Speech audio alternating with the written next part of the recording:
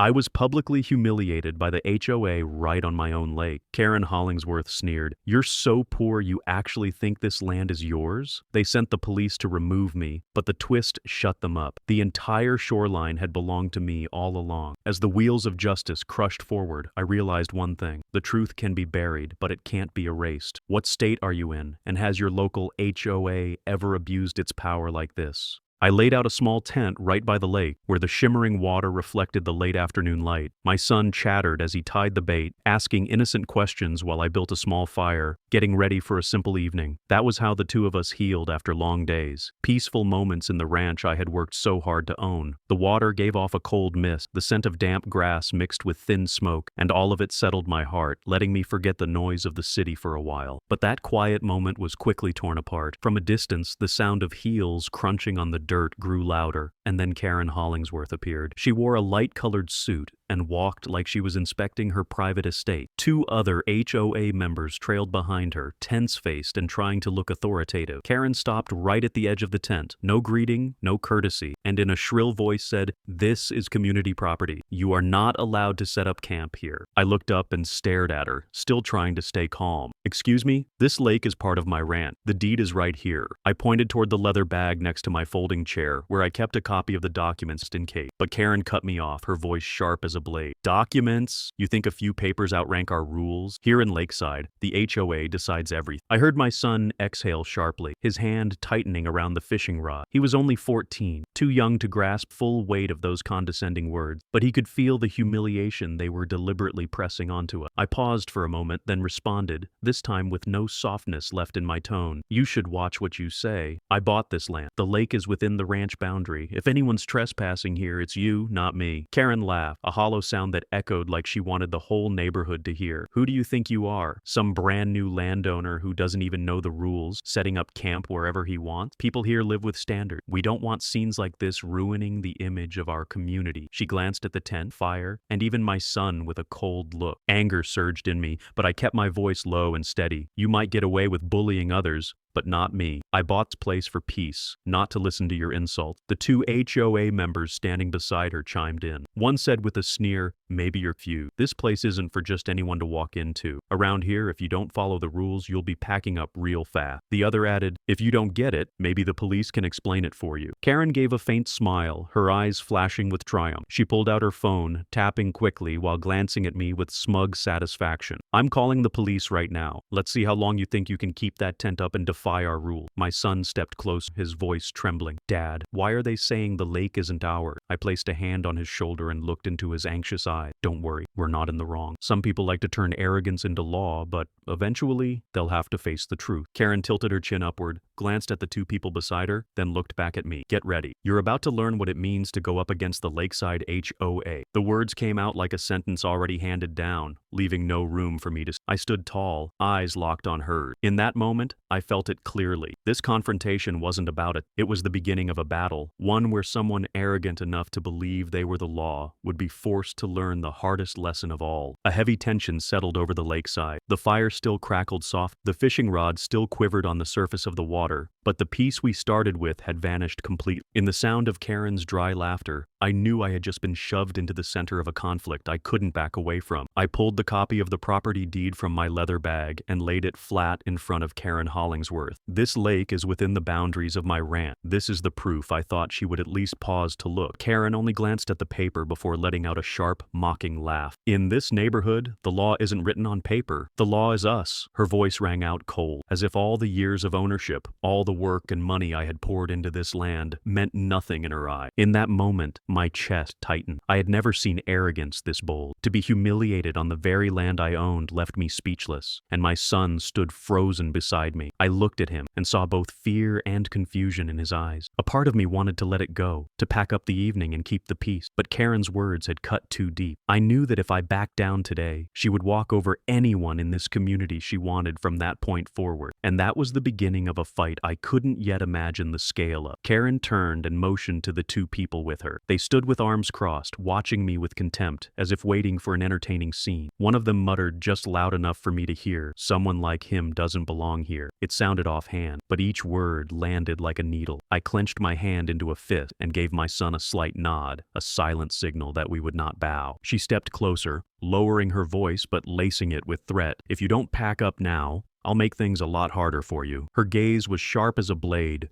no trace of pretense left. I stood tall and replied slowly, "If you think you are the law, then you're about to learn what the real law is." Karen smirked, crooked smile making it clear she didn't take my words as a warning, only as a joke. My son tugged on my sleeve, his voice shaking. "Dad, what do we do?" I leaned down and looked straight into his eyes. "We stand our ground. This land is ours, and the truth will speak." I knew those words wouldn't erase the fear sitting in his chest, but I needed him to understand. Giving in to someone who abuses power is never an option. Karen looked at us, paused for a beat, then turned her back. She walked away, not forgetting to toss one last line over her shoulder. "You'll regret going against us." I watched her and her two followers leave the lakefront, a strange coldness rising inside me. That night, the fire in front of the tent still burned, but its light no longer brought warmth. Instead, it felt like the flames mirrored the quiet anger building in my chest. I sat by the lake, listening to the gentle slap of water against the dirt, thinking about Karen's threat. Clearly, to her, this wasn't about a tent or a fire. This was how she asserted power, a warning shot aimed at anyone who dared to defy the HOA. I knew that from now on, peace wouldn't come easily on this ranch, but I also knew the fight she had just started would not end the way she imagined. I hadn't even had time to gather the humiliation Karen had thrown at me when the sound of a police siren echoed from afar. She hadn't hesitated. Right after threatening me, she had made the call. I could see the triumphant gleam in her cold eyes, as if she were about to watch a scene unfold exactly as she had written it. Two officers stepped out of the car, solid builds and heavy boots pressing into the dirt. They didn't look at me first, didn't ask what had happened. One walked straight over to Karen, nodded politely, and stood there listening as she launched into her version. "This man is illegally camping, lit a fire right next to the lake, and has been aggressive. He yelled at us, and we felt threatened, stood a few feet away, hearing every twisted word. Not a single thing she said was true, but judging by the officer's demeanor, I knew I had already been treated as guilty from the start. I stepped forward and held out the deed. This is my land. The lake falls within the boundary of the ranch. I haven't disturbed anyone,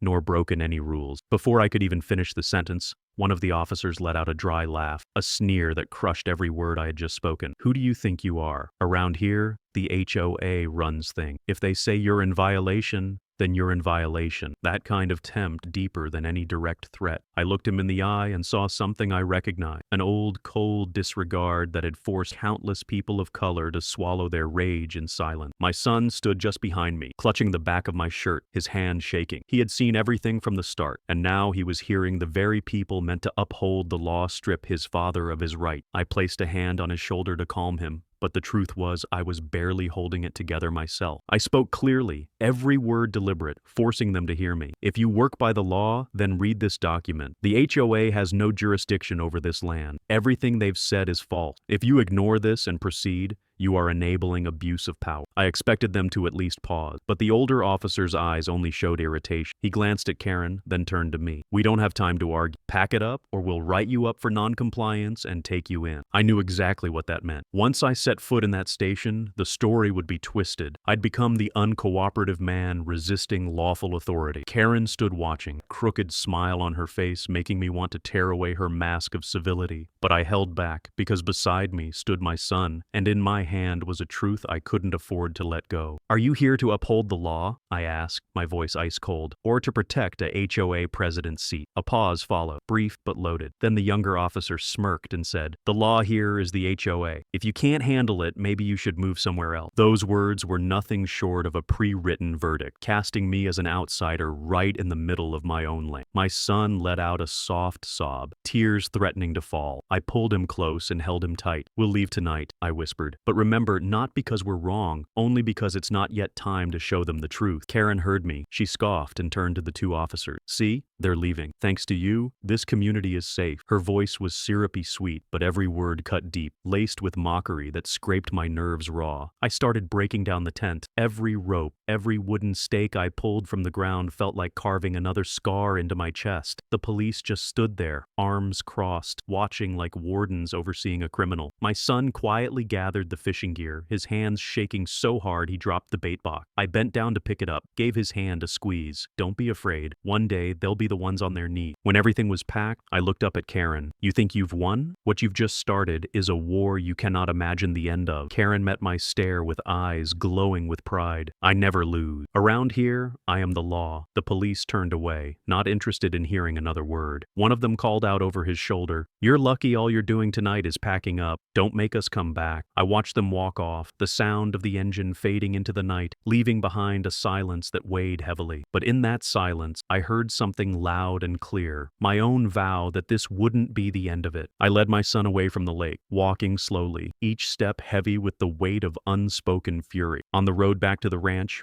I could see neighbors peeking out from behind their windows, watching but saying nothing, silent out of fear or habit. That image stayed with me and made something clear. It wasn't just me. This entire community had been taken hostage by the HOA. When we got home, my son dropped into a chair, eyes red. "Dad, why do they hate us so much? We didn't do anything wrong." I sat down beside him, took his hand in mine. "They hate us because we don't bow. But remember this, son, truth doesn't disappear just because someone wants it gone. When the time is right, we'll show them who was really in the wrong." That night, I didn't sleep. I sat at the wooden table, laid out the land documents, and read every line over and over. Each word stitched my anger into a cold, focused resolve. Karen thought she could use the HOA and the police to push me out, but she forgot one thing. A man who fought to own this land will never hand it over to anyone else. I looked out the window, where the moonlight cast silver across the lake. Tonight, I was driven off my own property, but tomorrow, the ones who laughed at me will be the ones leaving in shame. And when that moment comes, I'll look them in the eyes and return every insult with the truth they can no longer deny. My son stood frozen, then suddenly broke down in loud sobs. His crying echoed across the lakeshore, tearing through the already heavy, suffocating air that had hung over us since morning. That sound wasn't just the sobs of a boy who had lost his mother.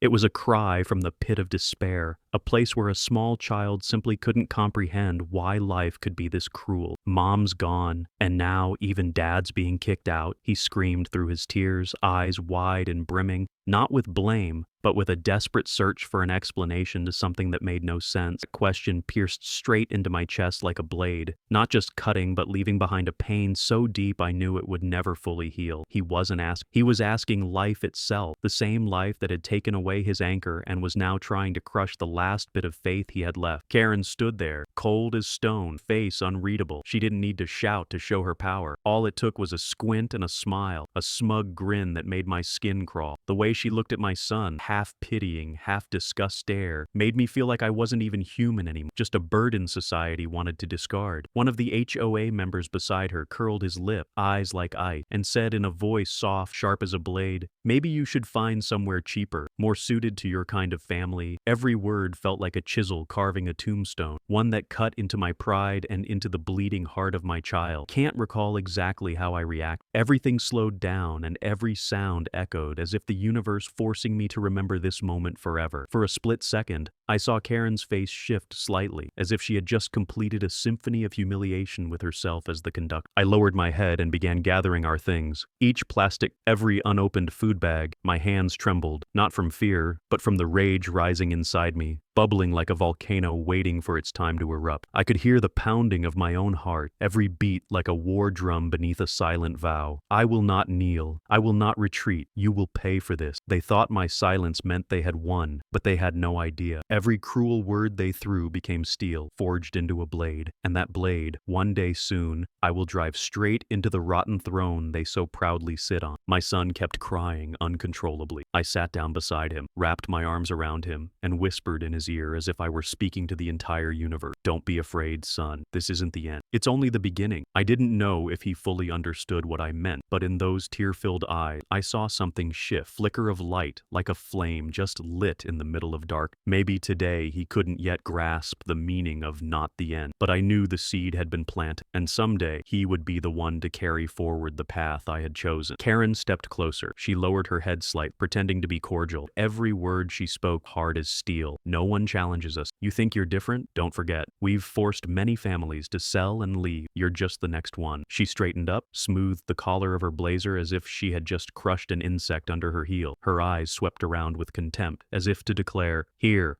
I am the law." I clenched my fists, tendons tightening, but I said nothing. I kept folding the tent, each movement deliberate and steady. I wouldn't let them see my anger, because my anger wasn't for show, it was for building. Karen and the others looked at me with scorn, thinking I had bowed, that they had broken me, but they didn't know that inside the silent, fire was growing. And when it ignited, it wouldn't just burn away their pride. It would consume the entire system they used to crush the people who lived. We packed our thing, folding chairs, fishing rods, the charred pieces of wood still carrying the scent of an unfinished meal. My son had stopped crying, but his eyes were hollow. He wasn't crying from exhaustion or surrender. He was beginning to understand. The world is not fair. I knew this moment would be etched deep into his memory. First scar of a childhood that no one could erase. He would remember, not just being forced to leave, but the way people could be cruel in the name of rules and order. Before leaving, I paused and looked at the lake one last time. Its surface was flat like a mirror, catching the last light of the fading sun on the horizon. A soft breeze sent ripples across the water, each small wave like the final breath of a place that once held the warm family. This place had been a refuge for us. Now it had become a battleground where a man was shamed in front of his own son. I turned to Karen. She was still standing there, arms crossed, that smirk still on her lip. I spoke, my voice low but steady. You remember this. Everything you did today, every word you said, will come back to you. And not long from now, the same rules you use to crush others will be the thing that destroys you. Karen smirked, brushing off my words like wind. But I wasn't saying it to make her afraid. I said it so I would remember. So when the time came, I wouldn't hold back. My son tugged on my sleeve, his voice barely above a whisper. Dad, do we really have to leave? I nodded, eyes locked with his. We leave today, but one day we'll return, not to pitch a tent, but to reclaim our dignity. We walked away, silent but unbowed. Behind us were the smug chuckles of the HOA and the sunset casting long shadows over a lake now stained with bitterness. But I knew every step we took wasn't leading us out of life. It was leading us into a new chapter, one where I would rewrite the rule. No one is born to be pushed out of the place they once called home. And if fate wants to knock us down, then I'll teach my son how to ride, not with words, but with action. If you were forced off your own land, what would you do? Comment now.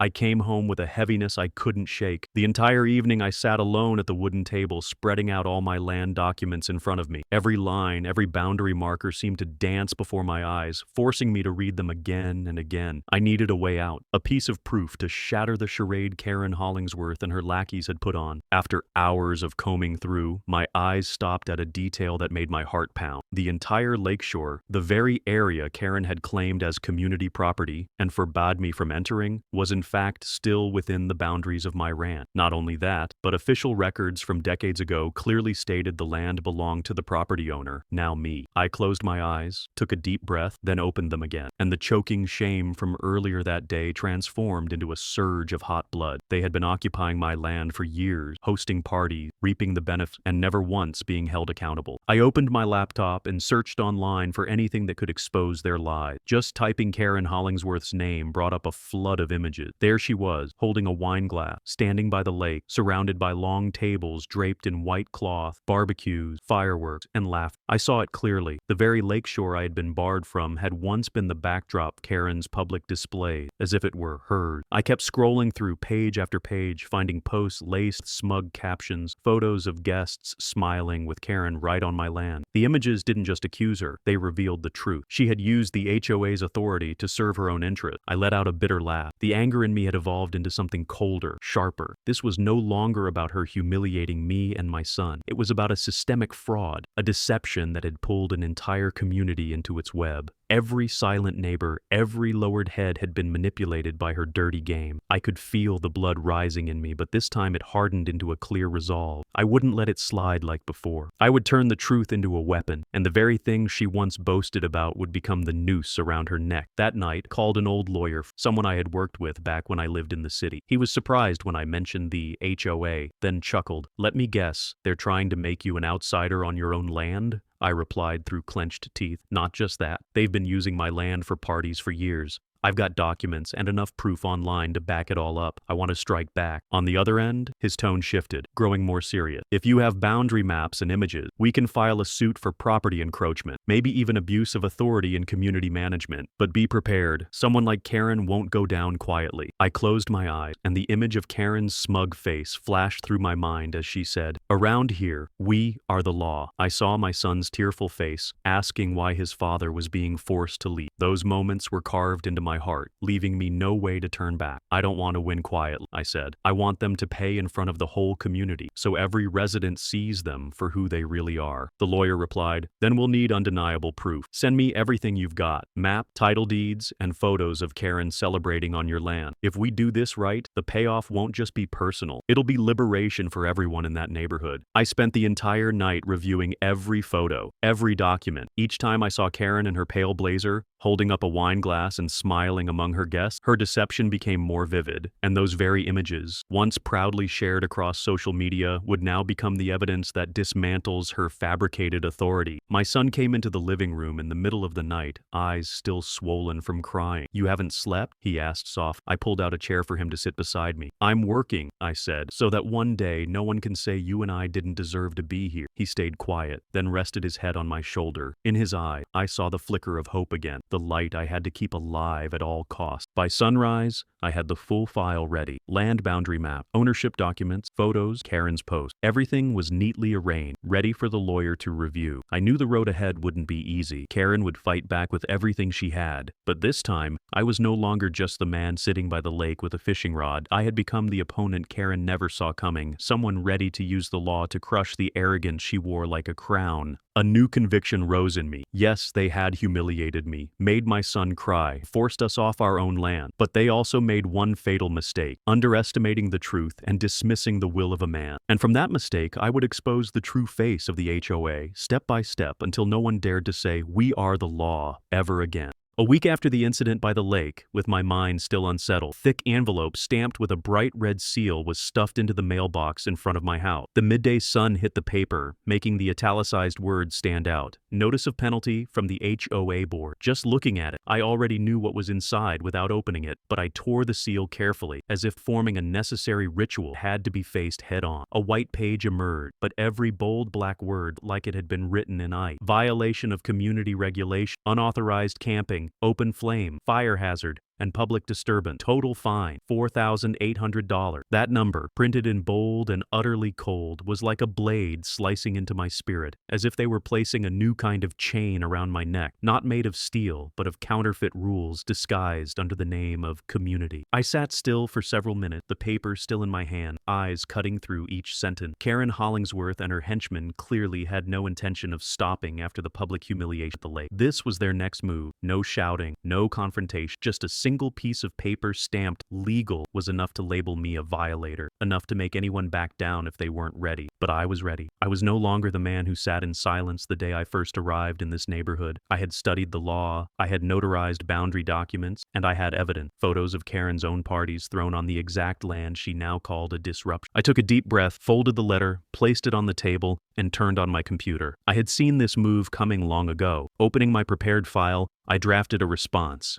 each word sharp as a razor. If you continue to send unfounded notices, the board will face legal action for defamation and violation of lawful property rights. I attached the property map stamped by the state's land office, along with photos of the gatherings hosted by Hollingsworth on that same piece of land. The letter was sent directly to the HOA board, with a copy forwarded to my lawyer's office. 3 days later, her reaction hit like a jolt. Another envelope arrived, this time a reply, signed by Karen in a bold, oversized signature, like a stamped decree. In the letter, she casually declared, "We suspect the documents you provided are falsified. The HOA does not recognize that map." I laughed, a dry, drawn-out sound that echoed through the silent room, not because it was funny, but because I was stunned by the sheer audacity. A woman who would go so far for power that she dared to publicly claim that official documents from the state land office were fake. Clearly, she had forgotten what fear looked like, or she had simply grown used to no one ever pushing back. I realized I needed more than paperwork. I needed to speak directly, not just to Karen, but to the entire community, the people living in this neighborhood who stayed silent every day in the face of what they believed was oppression aimed at someone else. And the opportunity came sooner than I expected. The HOA sent out a notice for the annual meeting, where all residents were invited to attend. A routine gathering that might seem dull to others, but I knew Karen would turn it into her stage. Another chance to assert her power and use me as an example to intimidate anyone considering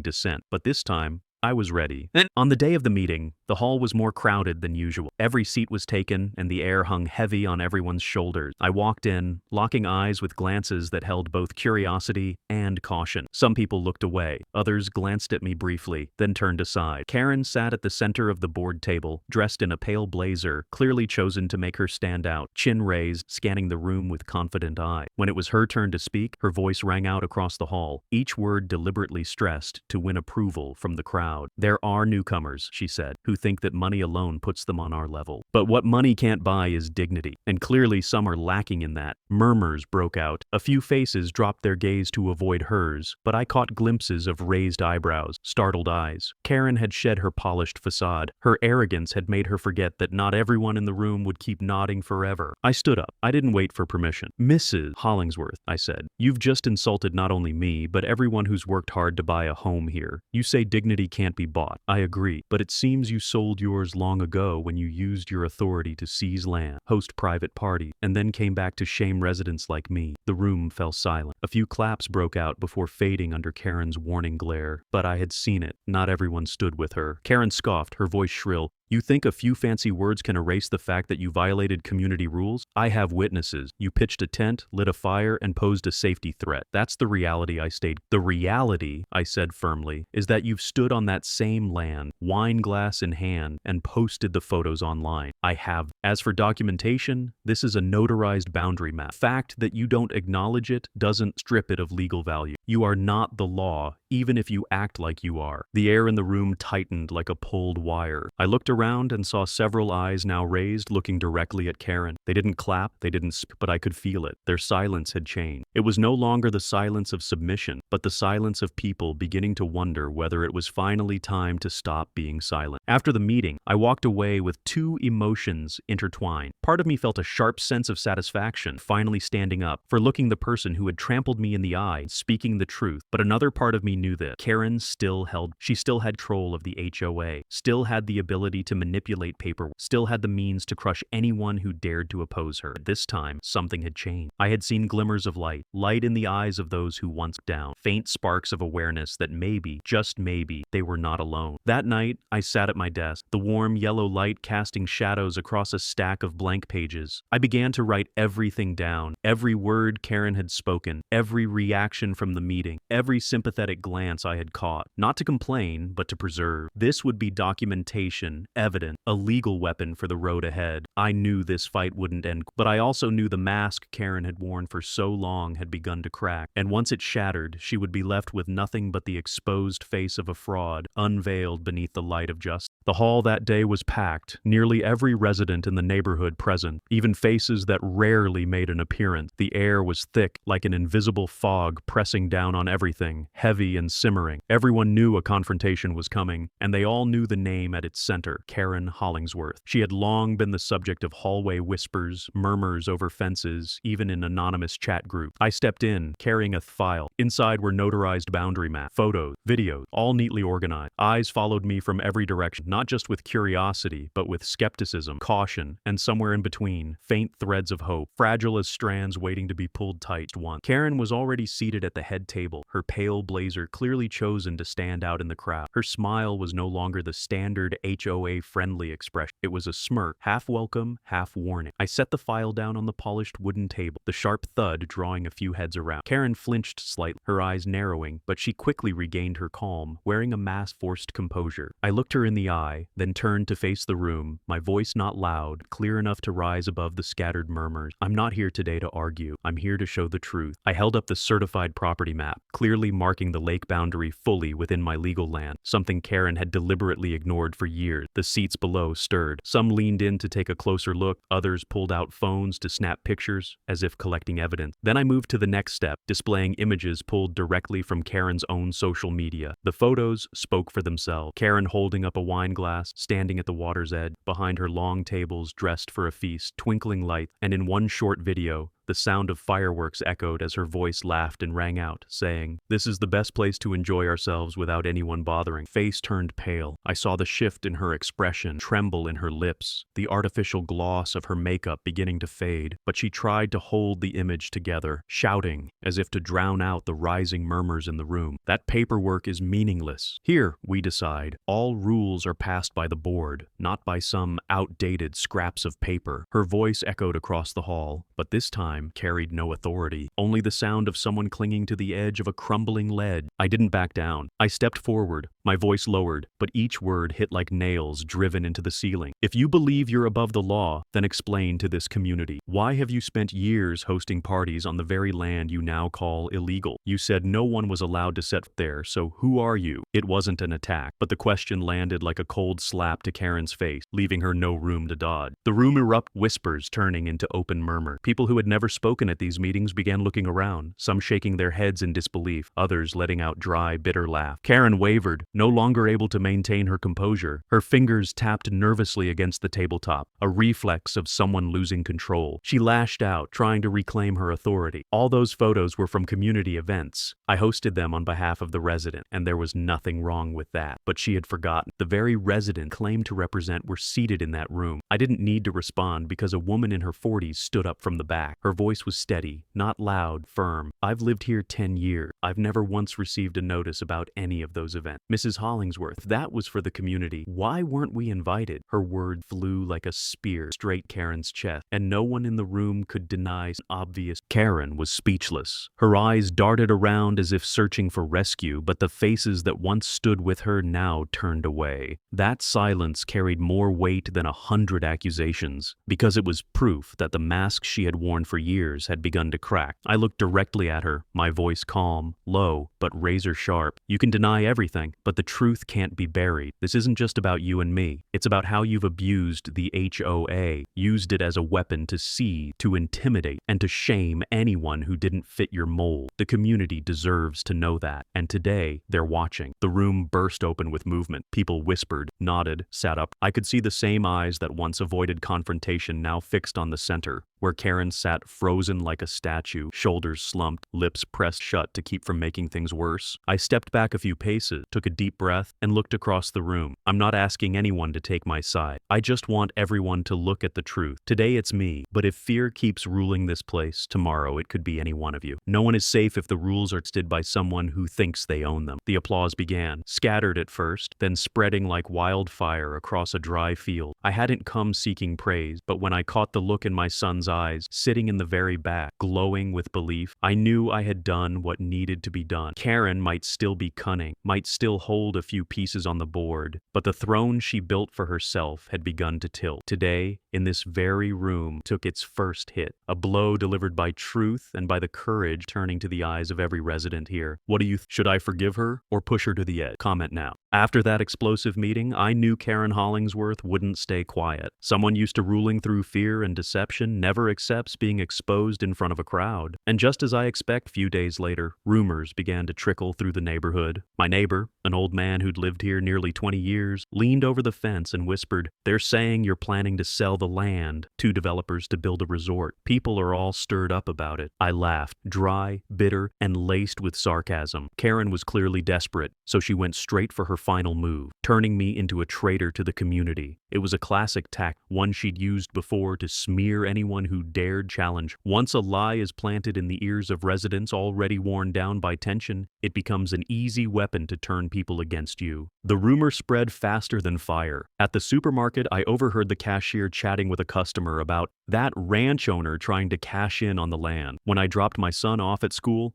I noticed a few parents whispering behind my back, casting suspicious glances my way. But those looks weren't what hurt. It was the fact that Karen still understood how deeply the habit of staying silent ran in this community. She still knew how to keep them unsettled. I refused to fall into her trap. Instead of lashing out, I took a path Karen would never have imagined. I called an environmental organization I had donated to in the past and told them about the lake, the surrounding forest, and the threat of destruction by greedy hands. Within a week, they agreed to collaborate, promising full legal support to designate the area around the lake as a community-level conservation zone. That meant no change of land ever. I announced the plan at a small gathering at the community library. I didn't speak much, just presented the draft partnership agreement, showed the environmental organization's stamp, and explained clearly, this is not land for sale. This is land to preserve for our children, a green lung we cannot replace. I'm not keeping this land for myself. I'm keeping it for all of us. The tone in the room shifted. The whispers of doubt gave way to attentive silence. Then came a few claps, scattered at first, then building. A middle-aged woman stepped forward and said, if that's the case, I'm ready to sign in support. A younger man nodded, this is what we need, not more threats. I saw my son's eyes light up for the first time in weeks, and I knew I had struck where Karen couldn't strike back. With the news of the lake preservation plan spread, the environmental organization shared it on their website, along with images of the lake glowing in the sunrise. Residents began talking again, not in tones of suspicion, but with pride. Honestly, keeping the lake for the community is better than letting the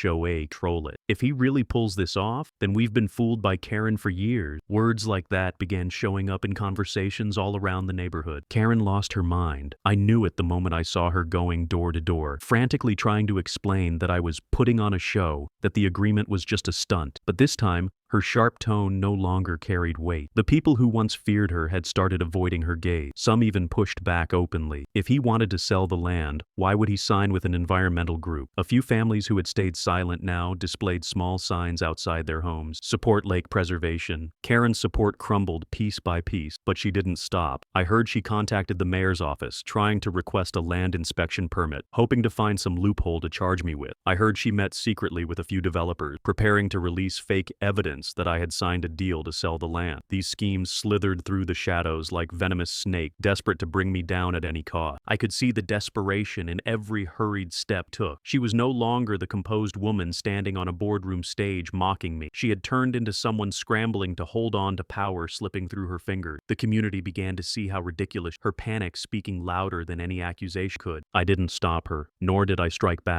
I let her crash into her own wall. Every word she spoke, every move she made only revealed the truth more clearly. Someone willing to fabricate, willing to trample reality, to cling to a position of control. My son asked me again, Dad, why don't you just finish it now? Why not take everything to court already? I smiled and ruffled his hair. Son, some battles aren't won in a rush. Letting your enemy thrash in their own desperation is the best way to show everyone who they really are. When the truth reveals itself, no one can deny it. That night, I sat by the window, looking out at the lake. The still water reflected the moonlight, but the turmoil I once felt was gone. In its place was the calm of someone who knows the upper hand is already his. Karen might still have a few tricks left, but her grip on power had cracked. All I had to do was wait and strike when the moment was right. Karen Hollingsworth had lost her foundation, but her desperation would only make her more wrecked, and when that happened, I would be ready. The meeting that day took place under a pressure so thick you could feel it the moment you stepped into the hall. Tension hanging in the air like a fine dust that couldn't be brushed away. The turnout was far greater than usual, not just longtime residents, but also those who had only moved in a few months ago, packing every seat in the room. Some came out of curiosity, others because of the rumors that had spread throughout the neighborhood. Rumors about the lake and the name Karen Hollingsworth, swirling into a quiet storm that no one could contain. Half-truth, divided opinions, clipped videos, half-spoken conversations. Everything had pushed the community to a boil beneath its illusion of calm. I walked in without hesitation, thick file tucked firmly at my side, my hand clenched, my steps steady, as if I weren't walking into a meeting, but stepping up to the stand in a courtroom, a place I had stood countless times over 2 decades as a lawyer. But unlike the courtroom, this room was filled with faces that had once looked away, that had once ignored injustice to keep the peace. I didn't blame them. I came today to offer something this community had long lacked, the truth spoken out loud. Karen was already seated at the head of the room. She no longer carried the calm composure she had worn in previous meetings. The overhead light reflected off her makeup, highlighting the fatigue barely masked after days spent scrambling to contain the fallout she herself had unleashed. Still, when she saw me approach, she held her chin high, curved her lips into a faint smile. The kind of smile the timid might mistake for confidence, which in reality was nothing more than the final layer of paint before the mask began to crack. I didn't look at her again. I knew exactly what I was about to say, and I knew it would wipe that smile away, peel back the mask of authority she had worn for far too long in front of people she saw not as neighbors but as pawns to legitimize her blatant manipulation. When it was my turn to speak, I stood up, walked straight to the center of the hall, and didn't pull out a prepared script or glance at notes, because every word had been etched in my memory like a vow. I know many of you probably think I'm just some newcomer, bought a piece of land and started causing problems, picking pointless fights with the HOA. Maybe Mrs. Hollingsworth thought that too, but it's time I told the truth about who I am. I paused, not for effect, but so every eye would settle on me, so each person in that room would truly listen. I used to be a lawyer. For more than 20 years, I specialized in land disputes. I've won my share of cases, gone up against major developers, people willing to bend the law to steal land from honest citizens. And now, I'm newly retired. I chose this place to find peace. The room fell completely silent. No one said a word. Only the low hum of the ceiling air conditioner and a few quiet exhalations filled the space. Then, after a few seconds, whispers began to rise, faint at first, then spreading like tiny embers smoldering through dry grass. I saw a clear shift in some people's eyes. The look of doubt faded, replaced by surprise tinged with respect. They began piecing together every action I'd taken over the past, my calm in the face of Karen's attack, the certainty with which I handled paperwork, how I never panicked but always responded at the right time, in the right way. Every small detail now fell into place, pieces of a puzzle finally finding its. Karen was stunned. Her eyes widened, and the fingers that usually tapped a rhythmic beat on the table were now clenched into a fist, the tendons in her hand visible. She hadn't seen it coming. All this time, she had viewed me as just another pushover, a man easy to crush, like so many residents she had manipulated over countless meetings. But now, she realized how wrong the man standing in front of her wasn't just someone who knew the law, but someone who had spent a career using that very law to hold people like her accountable. I turned to look her directly in the eye, my voice not loud but sharp as steel. Mrs. Hollingsworth, you gravely underestimated me, and you've also forgotten that the law doesn't reside in the mouth of any one person, especially not someone trying to weaponize the HOA. Let me inform this entire community. I have officially filed a lawsuit against the HOA for trespassing, illegal entry onto privately owned land. I have clear evidence that the board, under your leadership, has hosted personal events on my legally owned property for years. I am seeking compensation in accordance with the law, and I intend to pursue this case to the very end. A wave of noise swept through the hall. Someone gasped. Another muttered, "Oh my God," and then applause erupted, scattered at first, but quickly building into a steady rhythm. I saw faces that once stayed silent now lifted, no longer avoiding eye contact, all turning toward Karen as though waking from a long delusion. The applause wasn't just for me, but for the truth that had finally been brought to light. Karen rose shakily to her, trying to say something, but her voice was thin and tangled like fraying thread. "That's a lie, it's all fake," she stammered, her words breaking apart in the noise. But no one was listening anymore, or cared. The aura of power that once commanded this room had dissolved into a dim, fading shadow. I continued, my voice growing steadier with each word. "This is no longer just a dispute between me and her. This is a wake-up call. If today they can take my land, tomorrow they'll find a reason to take the rights of anyone here. But I promise you this, it ends now." A wave of people rose and spread across the hall. Applause thundered like a storm. I saw older men clasping each other's hands tight, women turning to one another with nods of agreement. And in that crowd, I saw my son, standing by the door, eyes shining, chest rising and falling with pride. He had witnessed father being driven off his own land. Now, he was watching that same father stand tall in front of the entire community, unshaken, forcing the one who once humiliated him to back down. Karen took a step backward, face pale. Her lips moved repeatedly, but no sound came out. The game had shifted, and she knew it. And the most painful thing for someone like Karen, someone who had lived by control, was not just to lose, but to lose right on the very stage she once commanded. The entire room seemed to erupt at that moment. I didn't need to say anything else. No grand declarations, no stirring promises. The truth had done all of that for me. This was no longer one man standing against the HOA. This was a community waking up, and the throne Karen once sat on had begun to